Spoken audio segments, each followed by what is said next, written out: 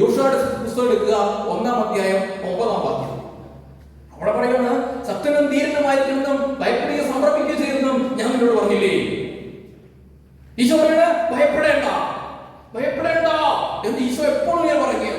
കരം വരുത്തി പറഞ്ഞ ഹല്ലേലൂയ, ഹല്ലേലൂയ, ഹല്ലേലൂയ. അതുകൊണ്ട് ഇന്ന് എന്ത് വചനമാണ്, ഏത് വചനമാണ് ആദ്യം പറയേണ്ടത് ഈശോ ചോദിച്ചപ്പോ ഈശോ ഇങ്ങനെ പറയോ, കുറേ വചനങ്ങൾ ഇങ്ങനെ ഇടയ്ക്കിടയ്ക്ക് വരുന്നു.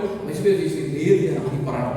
അപ്പൊ ഈശോ പറയാണ്, നീ യാക്കോബിന്റെ ലേഖനം 1-ാം അധ്യായം 8-ാം വാക്യം പറയണം. അതെല്ലാവർക്കും അറിയാവുന്ന വചനമാണ്. ഒന്ന് പറഞ്ഞേ, യാക്കോബ് 4:8.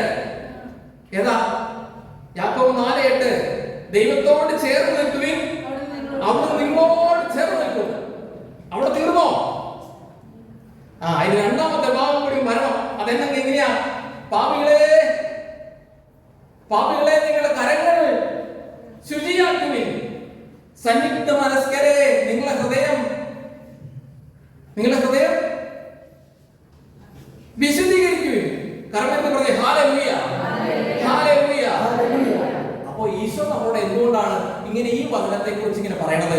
അതായത് ആരാധിക്കാൻ വേണ്ടി നമ്മളെ വിളിച്ചിരിക്കുകയാണ്. നമുക്ക് വിശ്വാസം ഉണ്ടാവണമെന്ന് ഈശോ നമ്മളോട് പറയുന്നുണ്ട്. ശിഷ്യന്മാരോട് കൂടെ, അപ്പസ്തോലന്മാരോട് കൂടെ നമ്മളും അതിനുവേണ്ടി പ്രാർത്ഥിക്കുകയാണ്. കർമ്മത്തെ പറഞ്ഞ ഹല്ലേലൂയ. വിശ്വാസം ഉണ്ടാകാൻ വേണ്ടിയിട്ടാണ്. വിശ്വാസം ഉണ്ടാകാൻ വേണ്ടി 3 ഹല്ലേലൂയ നമ്മൾ പറഞ്ഞേ. Hallelujah, hallelujah, hallelujah. ഈ വിശ്വാസത്തിന്റെ കുറവ് വരുമ്പോഴാണ് കേട്ടോ നമുക്ക് ചിലരെന്ത് ഭയം വരുന്നു എന്ന് പറഞ്ഞല്ലോ. അത് മാത്രമല്ല, പിന്നെ നമ്മൾ ദൈവത്തിൽ ആശ്രയിക്കാതെ ആകുലപ്പെട്ട് ഉത്കണ്ഠപ്പെട്ട് ഇങ്ങനെ ആ ഒരു അസുഖങ്ങളായി മാറി അങ്ങനെ പല അവസ്ഥകളിലൂടെ കടന്നു പോകുന്നതിന് ചിലർ ആത്മഹത്യാ വക്കിലേക്ക് വരുന്നതിന് കാരണം എന്താ പറയാമോ? വിശ്വാസമില്ല എന്നുള്ളതാണ് അതിന്റെ കാര്യം. വിശ്വാസത്തിന്റെ പോരായ്മയാണ് അവിടെ നമ്മൾ കാണുന്നത്. കൈമറത്ത് പറഞ്ഞേ ഹല്ലേലൂയ, ഹല്ലേലൂയ. കർത്താവേ എന്ന് പറഞ്ഞേ, കർത്താവേ